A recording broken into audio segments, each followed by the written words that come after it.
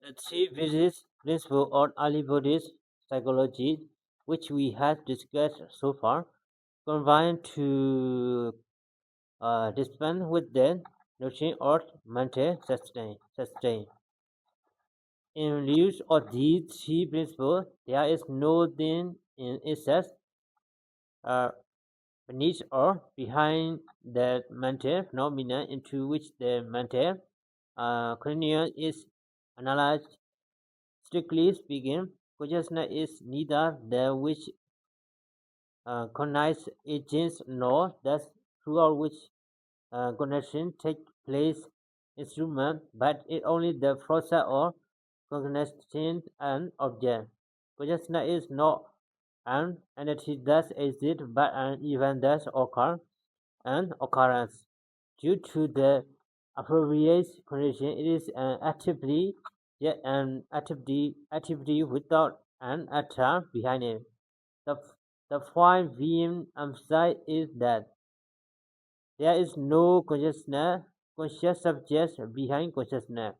Consciousness is in no way a set or an extension or self-sustain. Here, the Buddha said, it will be better bhikkhu for this astray only to take access this body composed of the four great elements rather than the mind. For which, for what reason? Because this body composed of the four great elements is seen standing for 1 year, for 2 years, for 3 years, 5 or 10 years, for 20, 30, 40 or 50 years, for 100 years or even longer. But that which is called mind and mentality and consciousness arise as one thing and cease as another by day and by night. Just as a monkey roaming throughout a forest grabs hold of the branch, let that go and grasp another, then let that go and grasp still another. So to that which is called mind and mentality and consciousness arise as one thing and cease as another day by days and by night. That's T Pali T for mind. We find T used in Pali responsive to me what we understand by mind. They are Siddha, Mano and Vijnana. Very often they are used as near synonym as overlapping and complementary. Thus we have there is Siddha, there is No, there is Vijnana and also what is called Chaita, Mano or Vijnana. However, it is only by examining their contextual uses that we can understand the minor difference or nuance of the city. Vijnana seem to occur in an elementary sense of the me basis awareness. Thus, in the statement, dependent on I and the visible, arise visual consciousness, the expression visual consciousness as we shall see in the sequel, seen to me, mere seeing. This meaning or vijnana can also be seen when it occurs consciousness element in a list together with five other items. This earth element, water element, fire element, air element, and space element. Is seen this list is in turn to refer to the more busy further of the world or experience and idea confined by its close where it is described as the basic data or individual existence. The usage of vijnana in the elementary sense should explain why. Unlike Sita and Mano, it is never ethically qualified as wholesome or unwholesome. There is also no evidence to suggest that. In contrast to Sita and Mano, vijnana is something to be developed and cultivated. When it comes to explain, we become reverse the T used is Vijnana, not Seta or Mano. It also in this sense that Vijnana functions as one of the four nutriment that maintain the individuality and individually in its Sasara Vipayana. However, in the commentary existed the T used for both just consciousness and river linking consciousness in Siddhar. The T may not often occur in a synod means mind when it functions as a synth package. We used to condense a synth package Mano is called either mind-based Manajana or mind element Manotadu when the individual is analyzed into six internal and six external bases Hayarana base. The sixth internal base is called mind-based Manajana. Moreover, when the individual is analyzed into 80 elements, the mind elements Manotadu represent mind as a sense faculty. The teen Seta often occur in a synod to me consciousness in general. Sometimes it is used to me consciousness and sometimes to me consciousness in combination with it commanding mental factor. It is in this twofold sense that Satan occurs in the book of the Abhidhamma Pitaka as well. When it is occur in the first sense, the T is used in the singular. When it occurs in the second sense, the T is used either in the singular or in the plural. For there can be many kind of consciousness in the second sense, depending on the mental factor which they come into combination. This should explain why in Pali discourse as well as in the Vidama, the teen Seda is found in singular as well as plural form. In contrast, as note 5 PDS dictionary, Vijnana and Mano do not occur in the Pali discourses in their plural form. Furthermore, when it comes to mental culture, Seda is the term often used. It is Seda that should be cultivated or developed and elevated to this highest level of perfection. My the three four analysis of individual existence into Kanda, Ayarana and Dhatu. We can allocate more psychological material by going through the early Buddhist analysis of individual existence. Among them, the best known is the analysis of the individual into the five aggregates. That's all covertly feeling, perception, mental, formation, and consciousness. In the Vedama, consciousness is called Chaita, to me, by awareness. While feeling, perception, and mental formation are represented as Siddhika or cognitive or consciousness. This division into Siddha and Siddhika is not an Vedamist innovation. In the Buddha discourse, we read the perception and feeling are mental fata Siddhika Dhamma, and that they are conjoined with consciousness Siddha Patipana. This shows that consciousness as the which constructs the knowing or awareness of an object can never arise in it through separate conditions. It always arises in immediate conjunction with mental factors such as feelings that perform more specialized tasks in the act or conjunction.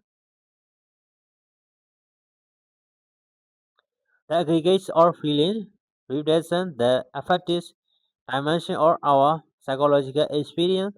It has sensory contact as its immediate condition because sensory contact refers to the immediate presence or consciousness on the object.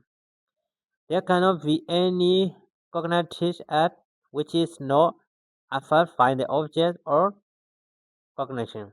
This affective tone or feeling could be pleasant, painful, or neutral, depending on the response to the object or conjunction.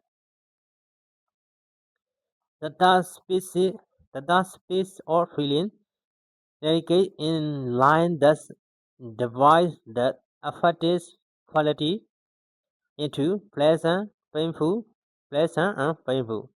This affective neutrality is not the sense or equanimity or balance or mind, tatra etc. The latter is not a quality or feeling. It is a higher intellectual state enclosed in the aggregate or mental formation. Feeling is renounced as a faculty in India as well. That is as a phenomenon existing control over its associate phenomenon when narrated as a faculty the three four feeling pleasant, painful and neutral. Neutral becomes frightful. The pleasant feeling of the three four division is here arranged into two as pleasure, sukha, and joy, somnana. The first is morally right, the second mental. Similarly, the painful feeling of the threefold division is arranged here into two as pain, dukkha, and displeasure, domanassa. The former is physical and the latter mental. Feeling that is neither painful or pleasant is as a faculty called neutrality, upeka. That is the aggregate or perception is connection which feeling is shown by the statement what one feels that one perceives. Perception means thus recognition of the objects appearing at any of the seen doors or at my door. What does it recognize? It recognizes which is blue as blue, what is yellow as yellow, and so on. Thus, perception means our ability to relate present sense stimulus to past existing, past experience, and thereby recognize the sense data. A communicate close link is to a computer recognizing a episode whose by the mark he has made on it, or to our recognizing a man by the central mass of his forehead, which we had know and say, here he is so hard, so and so. In this connection, it may be noted here that the Paliwa Senya means not only position but sign, symbol or mark as well. As Venerable Jnana Oniga Theta observed, the function assigned to position shows the vital role in play in the arising or memory. Memory is not listed as a mental factor either in the Pali discourse or in the Pitama. This is perhaps because memory is a complex process and as such it cannot be assigned to a single mental factor. The memory is connected with the past and it is a function of connection in general. However, among the many mental factors involved in a cognitive act, it is perception signal that play the initial role in the complex process, and therefore perception has to be considered as cognition as well as recognition. Next can matter formation or volitional construction sankhara as the fourth aggregate. In contrast to the previous two aggregates, feeling and pulsing, volition construction stand for something more complex. The T sankhara occur in a very odd context, suggesting many connections. But here we will be limiting ourselves to what it cannot at the four aggregate or individual existence. Relational construction represents the more dynamic and the constructed component of the human personality. The standard definition takes the following form. The constructed mental form as mental form. The constructed feeling as feeling. The constructed pulsing as pulsing. The constructed volitional construction as volitional construction. The constructed consciousness as consciousness. They construct. Therefore, they are called volitional consciousness. Here, to construct should be understood in the same way as to weigh the cake. Although the cake is what is already baked, yet we say baking a cake. The above definition should show that although relational constructions are one of the five aggregates, they construct not only other aggregates but they construct themselves. What this clearly demonstrates is that for the Buddhist perspective, what is called individual existence is a process of construction. A construction based on the threefold appropriation. This is mine, this is mine, this I am, this myself.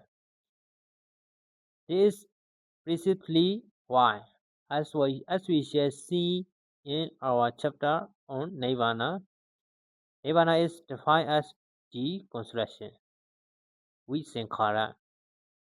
It is construction root to the reconstruction of passion, aversion, and delusion. Consciousness, the fifth aggregate, means bare awareness, yet bare awareness cannot arise in its true separate condition without being stimulously component by mental factor. As noted earlier, it must arise in immediate congestion, which is less five mental factor, namely feeling, pulsing, volition, sensory contact, and attention. When to the five aggregates, the first two mental factor represent the two aggregates or feeling and pulsing, while the last three represent the aggregate or mental construction. While these five mental factors are listed as necessary, commutative, or consciousness. This explanation we have already discussed the role feeling and pulsing play in a cognitive act. So we need to explain why the other three, volition, context, and attention, are necessarily present in any cognitive act. Volition is the more dynamic mental factor, being the connected or motivating aspect or congestion. Its nature and intensity can vary depending on the feeling or the affective mood in which the object is experienced. If the feeling is one of pressure due to a present object, then there will be the decision to possess that object. If the feeling is one of displeasure due to the unpleasant object, then there will be the decision to refrain from the object. If due to the present or natural object. The feeling is neither pleasant nor unpleasant, then there will be some sorrow in decision. Contrast means sensory or mental impression. It is that it is that the core relation between the sense faculty, sense object, and the sensory awareness. Sometimes it is more elaborately refined at the cognitive and confluence of the three factors. Consider in relation to the three factors whose correlation is sensory contact. Contact is divided into six types as eye contact, ears, nose contact, touch contact, body contact, and mind contact. These six types are feature distinguished into two as resistant contact, Vanita Sambasa, and designation contact, Divasana Sambasa. The T resistance applying to the five physical sense organs because they, so to say, collide with the objects which are also physical.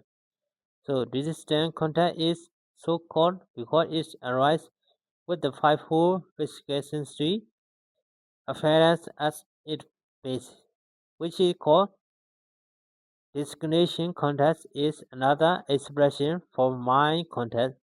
Yet why is mind contact called discrimination contact?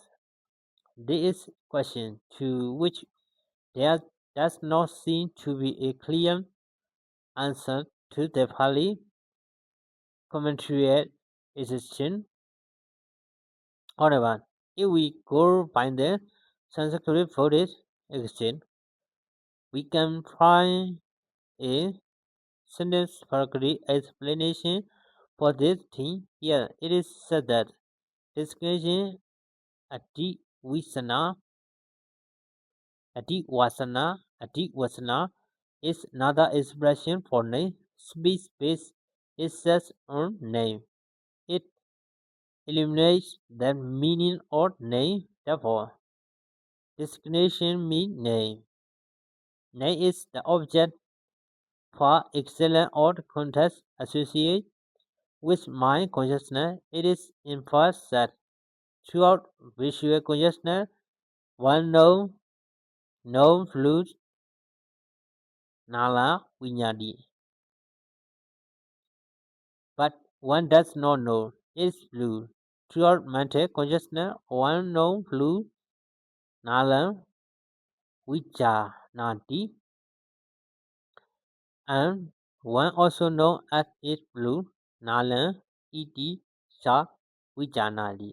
According to others but similar explanation, only mental consciousness is active in relation to its object or applying itself to its object through expression or speech. Therefore, mental consciousness is called discrimination context. What both explanations show is the imi- int- intimate association between language and mental consciousness. If mental consciousness recognizes blue as this blue, this activity involves some kind of judgment and the participation or language. Verbalization at a very subtle level. In the act of recognition, the object, in other words, the above explanation suggests that language has no role to play in the five kind of contacts based on the physical sense organ. The last factor or mentality as attention, manasikara, in the instant attention means reference to the object. Without this mental factor, no cognitive outcome arises. It is said that three conditions are necessary for any other cognition to take place. That's why it that sense faculty must be embraced. It must have the faculty of sight or hearing as the state may be. The second is thus external objects must come within the range. Finally, there must be an appropriate act or attention techo samadhana to the object. Where any of these conditions fail to operate, there will be no resolution cognition. A second analysis of individual existence is into the three sin-based, sit internal and sit external. The internal sits are the six sin faculty, the eye, ear, nose, tongue, bodies, and mind.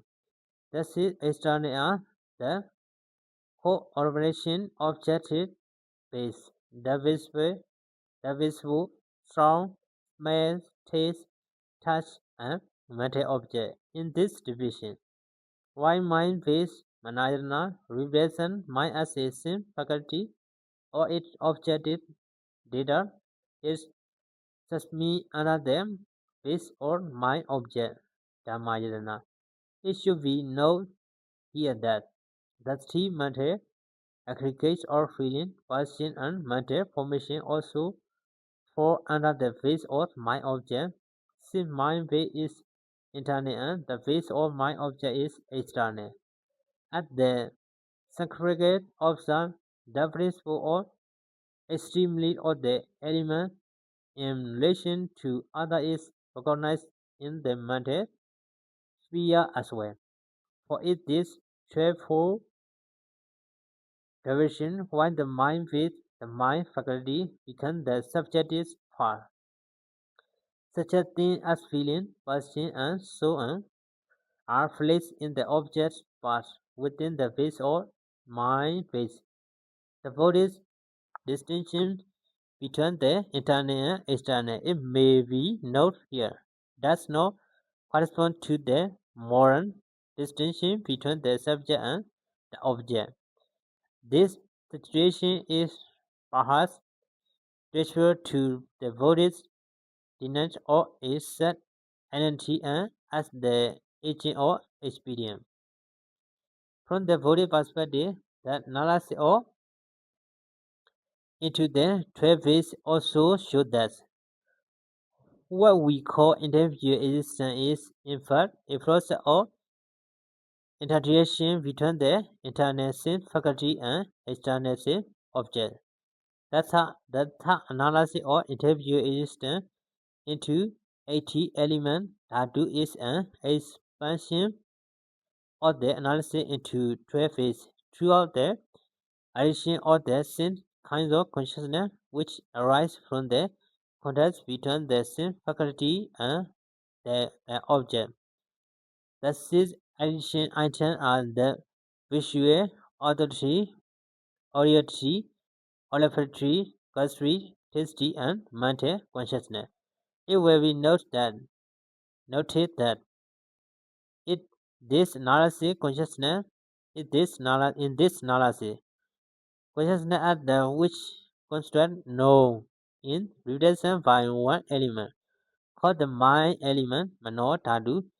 What we need to remember here is that the five consciousness based on the five physical organs refer to this same mind element when it take one of the five physical sense organs as its psychological base.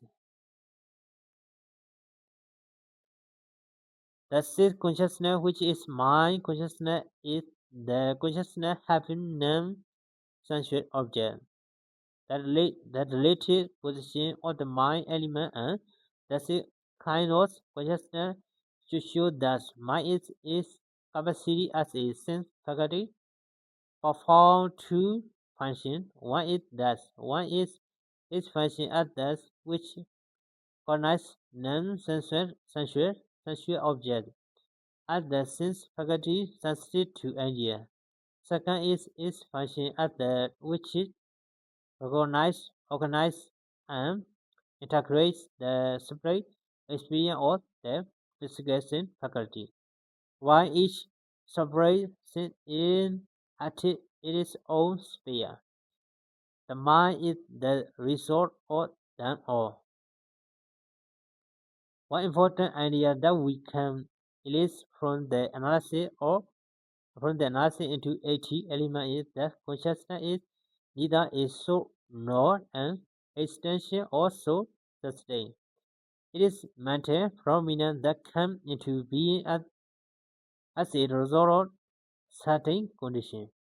There is no independent consciousness which exists in its own right. The process of cognition. Early Buddhist teaching on cognition is based on two fundamental ideas. One is that mind is a process without a enduring sustained. The other is that all psychological experience is a cranial or mental phenomenon. Accordingly, cognition is not the immediate result of the contact between the sense faculty and the sense object. It is the cumulative result of cranial or cognitive event. The process being from sensory context and process by rigid until it reaches its final state called possession through formation papasa. Depending on the eye and visible form, eye consciousness arises. The correlation union of them there is an sensory context implicated with sensory context as condition. There is feeling what one feels that one perspective. What one perspective that one is mine, it mean. What one is mine, it mean that one conceptually propagated. What one conceptually propagated due to that position and notion born on conceptual proficiency with a man with respect to past, future, and present visible form cognitive throughout the eye. It must be clearly noted here that the different cognitive events images above do not arise in the mind. Rather, the different cognitive events themselves are the mind. The above question refers to 7 different states that occur in the cognitive process. Eye consciousness arising independent seats on the eye and the visible sensory contact. The correlation between the sense organ, the same object, and the same consciousness. Feeling. Question. Examining conceptual proliferation, the overwhelming impact on the perspective individual of the conceptual proliferation. High consciousness, which is the initial state in the whole process of cognition, means not full cognition but an elementary level of seeing. It is some kind of bare sensation or some sort of auto-suggested. This meaning of the theme is as it occurs in this particular context is recognized in the Pali Buddhist exegesis as well. In a communicates clause, it is described as mere seeing, dasana mata. Mere seeing, dasana mata. Mere seeing as described by Venerable Bhikkhu Bodhi is the consciousness by which the sense return and experience in its bare immediacy and similarity proper to all infinity cognitive operation. Accordingly, consciousness in this particular context is not ethically qualified as morally wholesome or unwholesome. Sensory context is the second stage in the process of cognition. It is the relationship that is settled by between the sense organ, the sense object, and the sensory awareness. Samra is more elaborately defined as the conscious, the confident, cognitive, and confluence of the three factors, which sensory context as its connection.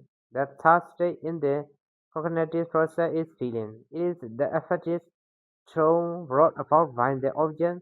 The affective tone could be pleasant, unpleasant, or neutral. At this stage, the latent tendency for the ego consciousness awakens as Pranava Jnana Jnanendra observes. The earlier states are impersonal in the sense that they occur as a process of dependent arising. Whether for the state the one used the one used as all are not feeling arise but peace. Suggestion feeling, however, it is important to remember that strictly speaking, even here it is a case of dependent arising. Dependent arising, the ego consciousness is only a superposition on a purely impossible process. What the feelers feel could be pleasant, unpleasant, or neutral, depending on how the feeler responds to the stimulus. At the fourth step, we find position, as explained earlier, when an enlightened person perspective is Jnanadi. At the very same time, he conceived Minyati, the original process is now converted into a concept. Next comes intuition, examination. The Pali word is Vidaka. This is a technical term for which it is difficult to get a proper English word. Vichara is often translated as initial application of the mind on the object. It often occurs together with vichara, which means sustained application of the mind on the object. Both initial and sustained application had a concept connection with meaningful vocal experience, and they are defined as bhavan, concentration, visa, sankapana. Sub-focus operation of the mind preceding focus autonomy. Then we reach having passed had initial thought Vidaka and discuss discuss throughout vichara when breathe out into speech. Therefore, the difference to initial application vichara is in the cognitive process shows the participation unless in a very subtle form or language, the tendency or get delivered to the project, to the object. After initial examination can constitute for appearance at this stage, the later ego consciousness that we can earlier we can fully solidify and characterize. This stage also involves a small mass or mobilization, a process or living temperatures or result in a professional or conceptual contrast. If the object is interpreted as something pleasurable due to grace, the, pers- the perspective individual will be assessed, fine, grief, raving, through. It is interpreted as something restricted route to aversion. You will be assessed by aversion driven throughout. If the object is immediate as something neither pleasurable nor refused, you will be assumed by delusion driven through. Furthermore, the object or cognition remains the individual or similar experience that were in the first similar experience today. to be in the future. In point or fact, it is the past and the future that more than the present. In which the attention of the individual, what is or crucial important to note here is that the individual is now initially overwhelmed and written powerless to control his own conceptual proliferation. In other words, at this stage, he can under the control of his own mind rather than having a mind under his own control. The sixth and the seventh stage refers to a whole can be understood as the samsara's dimension or intermediate existence. In a way, samsara means conceptual proliferation and its impact on the individual. This should explain why nirvana is something defined as the absence of conceptual proliferation, nirvana sada. It will be noted that according to the cognitive process discussed above, this original rod stimulate that has influence on the eye is not cognitive as it is. In the cognitive process that is triggered, the raw stimuli come to be gradually erased and interpreted until they become a fully fresh concept, really with a label. The external what is dead, yet is not cognitive as it is, or familiar what or sustainable objects turn out to be a minor conceptual construct transformation on the raw and data. From the epistemology perspective, what this means is that Buddhist is equally aligned from both rigid relation and idealism.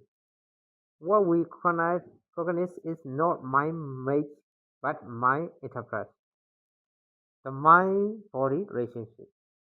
How early Buddhists understand the nature of mind-body relationship can be seen from the following statement.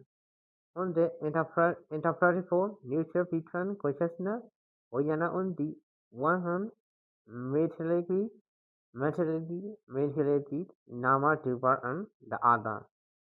Materiality has consciousness as its correlation, Vijnana is the Nama Dubar. Consciousness in France has materiality is as its correlation, Nama Dubar Pichya Vijnana. This statement, as we have already noted, occurs in the 12 pattern formula or dependent relation. Materiality A and consciousness are the only two patterns among these 12, where the relationship is not one side, but recursive. Here, consciousness vijnana is that which constitutes the knowing or awareness of an object. Materiality and materiality, nama rupa denote the five mandapata or feeling, position, volition, contact, and attention. These are the five mandapata that necessarily arise together with every type of consciousness.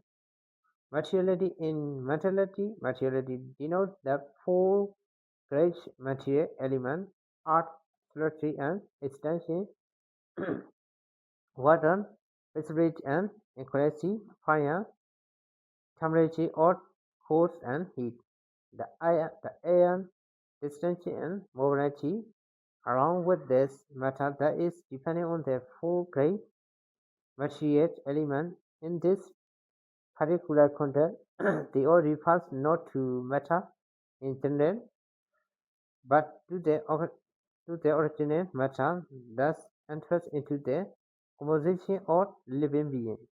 Considered in relation to the five great materiality is the same as the same as its five aggregates or matter, rupa khanda, while materiality represents the three aggregates or feeling, vedana, passion, sanya, and rational frustration, sankhara.